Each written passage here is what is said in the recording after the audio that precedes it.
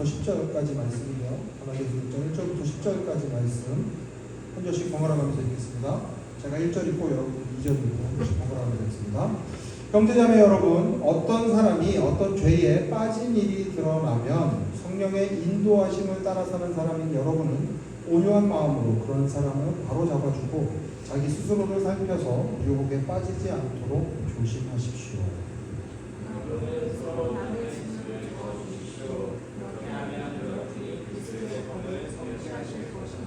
어떤 사람이 아무것도 아니면서 무엇이 된 것처럼 생각하면 그는 자기를 속이는 것입니다.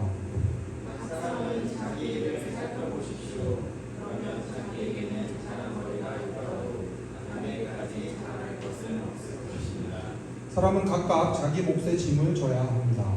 말씀을 들은 사람과 모든 좋은 것을 함께 나누어야 합니다. 자기를 속이지 마십시오. 하나님은 조롱을 받으실 분이 아니십니다. 사람은 무엇을 심든지 심은 대로 거둘 것입니다. 자기 육체에다 심는 사람은 육체에서 썩을 것을 거두고 성령에다 심는 사람은 성령에서 영생을 거둘 것입니다. 선한 일을 하다가 낙심하지 맙시다. 지쳐서 넘어지지 아니하면 때가 이를 때에 거두게 될 것입니다. 그러므로 기회가 있는 동안에 모든 사람에게 선한 일을 합시다. 특히 믿음의 식구들에게는 더욱 그렇게 합시다. 사람이 함께 살아가는 공동체는 어떤 공동체가 되었든지 간에 예외 없이 문제가 발생합니다. 학교에서는 좋은 친구들도 있지만 이상한 친구들도 있어요. 그게 당연합니다. 그런 한계를 가진 사람들이 모인, 사람이라는 존재가 한계를 가지고 있기 때문에 그런 사람들이 모인 공동체 역시 한계를 가지고 있을 수밖에 없습니다. 가장 작은 사회 공동체라고 할 수 있는 가정을 살펴보면 이 사실이 아주 뼈저리게 다가오는 거죠. 오은영 박사님이 진행하는 프로그램들을 보면 정상인 가정이 별로 없습니다. 그 아실 거예요 아마. 그 아이들 문제 때문에 이렇게 계속해서 이야기를 나누고 있는 금쪽 상담소라는 걸 보면 매주 부모와 자녀들이 문제가 있는 부모와 자녀들이 매주 등장합니다. 그리고 또 가정 부부에 대해 문제를 다루는 걸 보면 오은영 리포트 결혼지옥이라는 결혼은 지옥이다. 왜 그 사람들한테 결혼이 지옥인지 모르겠어요. 저한테는 천국인데. 네, 그런데 저한테는 천국인데. 네, 저는 살아야죠. 그러니까 이게 제목부터 굉장하죠. 이런 것들을 보면 사실 이게 참 가정을 이루고 살아간다는 것도 쉬운 일이 아니다라는 생각이 듭니다. 이 프로그램들이 유명해진 이유는 오은영 박사님이 이제 각 가정들의 문제를 진단해주고 그 문제에 대한 해결 방법들을 주기 때문에, 그리고 그 해결 방법들이 실제로 유용하기 때문에 이제 그것들이 이제 굉장히 유명해졌는데, 그렇다고 오은영 박사님의 방법이 다 옳은 거냐? 그렇지는 않습니다. 이분도 사람이기 때문에 틀리는 부분들이 있을 수 있어요. 하지만 이분이 제시하는 방법들을 통해서 어려움을 겪는 많은 가정들이 도움을 받는 것도 또한 사실입니다. 그래서 오은영 박사님 병원에 갈 수가 없대요. 예약을 하면 몇 개월이 밀려있다는 얘기를 들었습니다. 그만큼 문제 있는 가정들이 많은 거죠. 이 오은영 박사님이라는 분이 가정이 겪는 문제들에 대한 전문가라고 하면 교회 공동체가 겪는 문제들, 이 어려움에 대한 전문가는 바울이라고 할 수가 있습니다. 교회도 사람들이 모인 곳이다 보니까 이런저런 문제들이 생깁니다. 생기는 게 당연합니다. 우리는 괜찮겠지라고 생각하고 안심하실 때가 아니에요. 우리도 문제가 생길 수 있어요. 그리고 어쩌면 문제가 생기는 게 당연합니다. 어떻게 교회가 예수님을 믿는다는 사람들이 모였는데 그럴 수 있느냐? 갈등이 생길 수 있느냐? 다시 한번 생각해 보십시오. 예수님께서 사람들을 부르실 때 어떤 사람들을 부르셨는가 하면 이런 사람들을 부르셨습니다. 예수께서 집에서 음식을 드시는데 많은 세리와 죄인이 와서 예수와 그 제자들과 자리를 같이 하였다. 바리새파 사람들이 이것을 보고 예수의 제자들에게 말하였다. 어찌하여 당신네 선생은 세리와 죄인과 어울려서 음식을 드시오. 그러니까 11절, 12절이죠. 예수께서 그 말을 들으시고서 말씀하셨다. 건강한 사람에게는 의사가 필요하지 않으나 병든 사람에게는 필요하다. 너희는 가서 내가 바라는 것은 자비요 희생제물이 아니다 하신 말씀이 무슨 뜻인지 배워라. 나는 의인을 부르러 온 것이 아니라 죄인을 부르러 왔다. 교회라는 곳은 죄인들이 모이는 곳이지 의로운 사람들이 모이는 곳이 아닙니다. 병든 사람에게야 의사가 필요한 것처럼 그런 사람들을 부르기 위해서 예수님께서 이 땅에 오셨습니다. 그러니 문제가 있는 게 당연한 겁니다. 지금은 저희가 아무 문제가 없는 것처럼 보이지만 시간이 조금 더 지나면 어떨지 모릅니다. 그럴 수 있다. 알고 계셔야 돼요. 이게 문제가 있는 게 당연하기 때문에 그렇습니다. 그렇다면 하나님 나라에 속한 사람들은 이런 문제들이 발생했을 때, 교회에 어떤 문제가 발생했을 때, 갈등이 발생했을 때 어떻게 이 문제들을 헤쳐나갈 수 있을까? 갈라디아에 보내는 편지를 통해서 오늘 바울이 그 이야기를 하고 있습니다. 갈라디아서가 되게 재미있어요. 바울의 편지는 구조가 되게 재미있는데 모든 편지들이, 대부분의 모든 편지들이 이런 형식을 취합니다. 어떤 형식인가 하면 처음 앞부분에는 이신칭의, 믿음으로 의롭다 칭하심을 받는다, 믿음으로만 구원을 받는다라는 것에 대해서 설명을 하고, 그렇다면 믿음으로 구원받은 사람들은 어떻게 살아갈 것인가, 실천편, 프랙티스에 대해서 이야기를 하는 게 후반부에 나옵니다. 그래서 오늘 갈라디아서도 1장부터 6장까지 있는데 1, 2, 3장은 이론편, 어떻게 구원을 받는가에 대한 것이고 4, 5, 6장은 실전편, 그러면 그 사람들은 어떻게 살아가는가에 대해서 초점이 맞춰져 있는 게 4, 5, 6장입니다. 그 중에서도 6장은 그 갈등을 겪는 공동체가 어떻게 이 문제들을 해결해야 될지를 이야기를 합니다. 1절 보십시오. 형제자매 여러분, 어떤 사람이 어떤 죄에 빠진 일이 드러나면 문제가 발생하죠.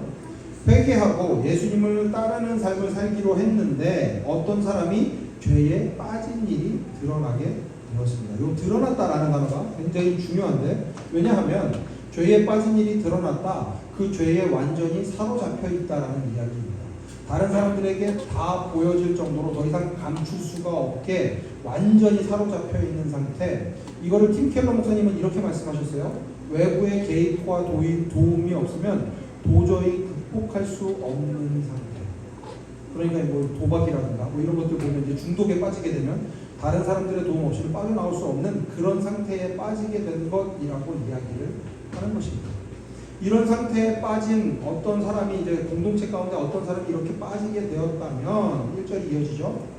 성령의 인도하심을 따라 사는 사람인 여러분은 온유한 마음으로 그런 사람을 바로 잡아주고, 성령의 인도하심을 따라 사는 그리스도인들에게는 내 옆에 있는 형제를, 자매를 바로 잡아주어야 하는 책임이 있습니다.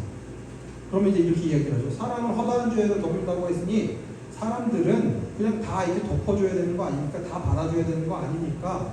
물론 그리스도인들은 사람을 비판하고 허물을 들추는데 재빠르게 맡길 필요는 없습니다. 그러면 안 됩니다. 하지만 동시에 죄에 잡힌 사람들을 그냥 다 괜찮다, 너도 괜찮아, 너도 괜찮아, 너도 괜찮아 라고 받아주는 게 교회는 아니라는 거죠. 성령의 인도하심을 따라 거룩한 삶을 살아가려고 하는 그리스도인들은, 거룩한 삶을 살아가는 사람들은 다른 형제 자매도 그 삶을 살아갈 수 있도록 도와주어야 합니다. 그 책임이 우리에게 주어진 것입니다.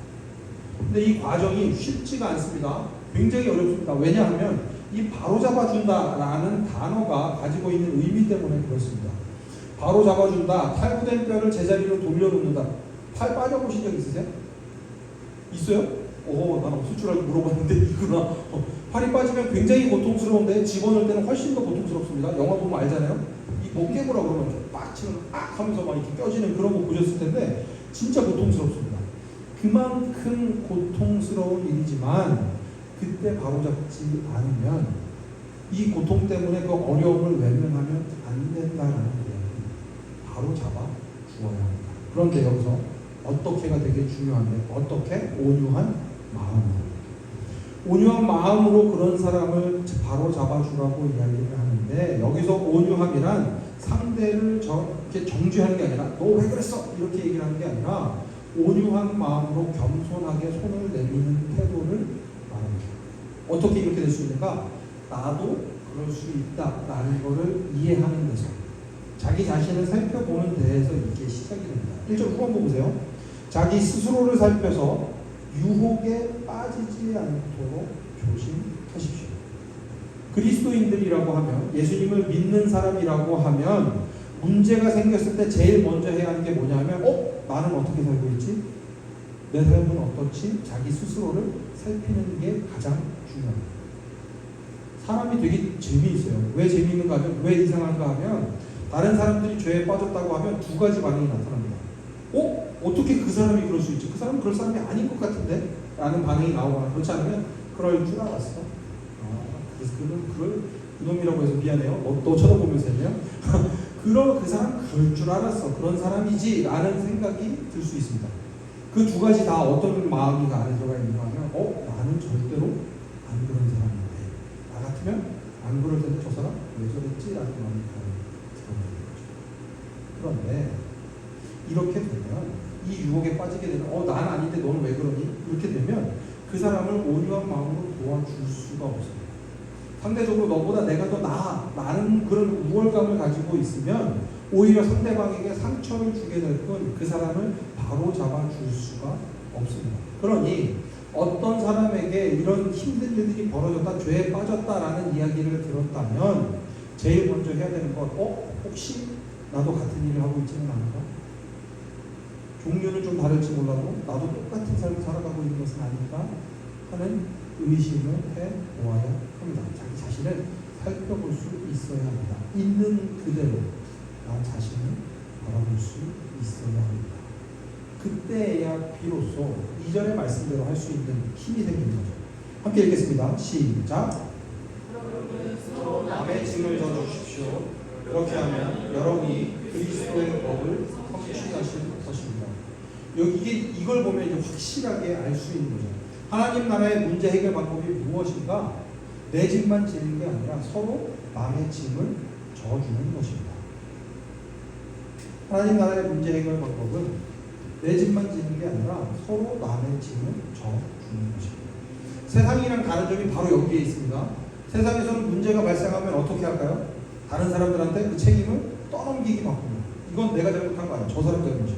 내 책임이 아닙니다. 이미 시작되었지만 아직 온전히 임하지는 않은 하나님의 나라 가운데 살아가는 그리스도인들도 조심하지 않으면 똑같이 할 수 있어요. 이건 내 잘못 아니야. 난 저 사람이랑 다른, 저 사람이 그런 거지 나랑은 다른 문제입니다. 라고 생각할 수 있습니다. 그렇지 않아요. 그 사람의 문제는, 그 형제의 문제는, 그 자매의 문제는 또한 나의 문제이기도 합니다. 하나님 나라의 방식으로 해결하려면 그 형제의 문제가, 자매의 문제가 내 문제라고 생각하고 서로 남의 짐을 져주려면 그 사람한테 가까이 다가가야 해요. 그 사람이 처해 있는 상황이 어떤 것인지 알아야 합니다. 그냥 말로만 들어주고 이게 끝나는 게 아니라 그 사람의 삶 속에 들어가야 되는 거죠. 삶 가까이에서 그 사람을 직면하고 그 사람이 어떤 짐을 지고 있는지 함께 보고 함께 살아가는 것, 그게 하나님 나라의 문제 해결 방법이라는 것입니다. 그렇게 하려면, 그렇게 짐을 나눠주려면 자기 스스로를 살피는 게 너무너무 중요합니다. 그래서 바울도 이렇게 이야기를 하는 거죠. 3절. 어떤 사람이 아무것도 아니면서 무엇이 된 것처럼 생각하면 그는 자기를 속이는 것입니다. 그리스도인은 그 이름, 그리스도인이라는 이름 안에 나는 아무것도 아닌 존재입니다라는 고백이 들어가 있습니다. 왜냐하면 갈라디아서 2장 20절에서 이렇게 이야기를 했거든요. 함께 읽습니다. 시작. 나는 그리스도와 함께 십자가에 못 박혔습니다. 이제 살고 있는 것은 내가 아닙니다. 그리스도께서 내 안에 살고 계십니다. 내가 지금 이 시간에서 살고 있는 삶은 나를 사랑하셔서 나를 위하여 자기 몸을 내어주신 하나님의 아들을 믿는 믿음 안에서 살아가는 것입니다. 이 고백이 너무나도 유명한 고백인데, 나는 죽었습니다. 내가 어떤 존재가 아니라, 내가 잘난 존재가 아니라 내 안에 살고 계신 예수 그리스도 때문에 내가 살아갑니다. 내가 하나님의 백성이 될 수 있습니다. 내가 지금 살아갈 수 있는 건 예수 그리스도의 은혜 때문입니다. 그러니까 4절, 각 사람은 자기 일을 살펴보십시오. 그러면 자기에게는 자랑거리가 있더라도 남에게까지 자랑할 것은 없을 것입니다. 예수님의 은혜로 말미암아 구원을 받았기 때문에 다른 사람에게 자랑할 거가 없는 거예요. 예수 그리스도의 은혜로 내가 구원을 받았습니다. 나를 구원해 주신 하나님의 은혜에 감격하고 감사하게 되는, 그래서 나한테만 자랑거리가 있는 삶을 살아가는 게 그리스도인이라는 것입니다. 그렇게 살아가는 사람은 5절 각각 자기 몫의 짐을 지며 살아가게 됩니다. 다시 한번 반복해서 강조해서 얘기를 하자면 다른 사람들의 짐을 져주고 싶다면 그 사람을 도와주고 싶다면 제일 먼저 내가 나의 몫을 지고 살아갈 수 있어야 합니다. 나는 정말 나의 몫의 짐을 지고 그리스도인답게 살아가고 있는지 그거를 자꾸 살펴보아야 그때에야 하나님 나라의 방법으로 다른 사람들을 도와주면서 서로의 짐을 져주면서 살아갈 수 있다는 것입니다. 정리하면 이렇습니다. 한 문장으로 정리하면 이렇습니다. 먼저 자기 몫의 짐을 질 때에야 서로 마음의 짐을 져줄 수 있다는 거죠. 하나님의 나라에 문제가 생겼을 때 그리스도인들은 다른 사람들을 향해서 손가락을 이렇게 피지 않습니다. 이렇게 피는 게 아니라 나 자신을 먼저 살핍니다. 혹시나 나는 어떻게 살아가고 있는지, 나는 정말 하나님이 원하시는 대로 살아가고 있는지 자기 자신을 먼저 살펴보아야 합니다. 이게 바탕이 될 때 비로소 하나님 나라의 방법으로 문제를 해결할 수 있게 되는 것입니다. 이제 정말 중요한 말씀이 갑자기 튀어나오는데 6절 말씀입니다. 다 같이 큰 소리로 읽겠습니다. 시작. 말씀을 배우는 사람은 가르치는 사람과 모든 좋은 것을 함께 나누어야 합니다. 이게 사실은 바울의 때를 잘 알지 못하면 굉장히 뜬금없게 이제 들리실 수 있습니다. 바울이 왜 이 타이밍에 이 이야기를 하는가 하면 당시 이 편지를 받은 갈라디아 그 지역에는 거짓된 복음을 가르치는 사람들이 있었습니다. 진리의 말씀이 아니라 다른 말씀을 하나님의 말씀이 아니라 다른 것들을 막 자기 마음대로 막 이야기를 하는 사람들이 많으니까 말씀을 배우는 것에 그 중요성이 점점 더 커지고 있던 시기였습니다. 그러니까 말씀을 배우는 사람이 가르치는 사람과 모든 좋은 것을 함께 나누라 이 이야기를 할 수밖에 없는 상황인 거죠. 그리고 왜 이렇게 좋은 것을 함께 나누라고 이야기를 했는가? 여기에서 말하는 좋은 것은 경제적인 것까지도 포함을 합니다. 온전히 진리이신 하나님의 말씀을 가르치는 데 집중할 수 있도록 도와주어라.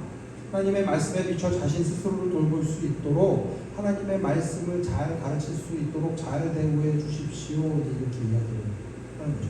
팀켈러 목사님의 말씀을 빌리면 이렇습니다.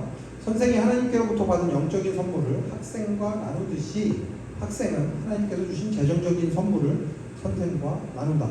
기독교의 가르침은 돈을 지불해야 할 봉사가 아니라 풍성한 교제이며 하나님의 선물을 서로 나누는 일이다.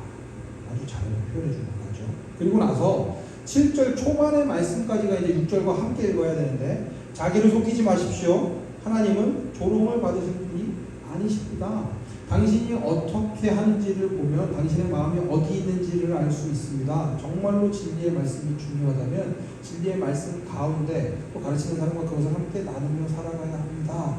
라는 이야기를 하고 있는 것입니다.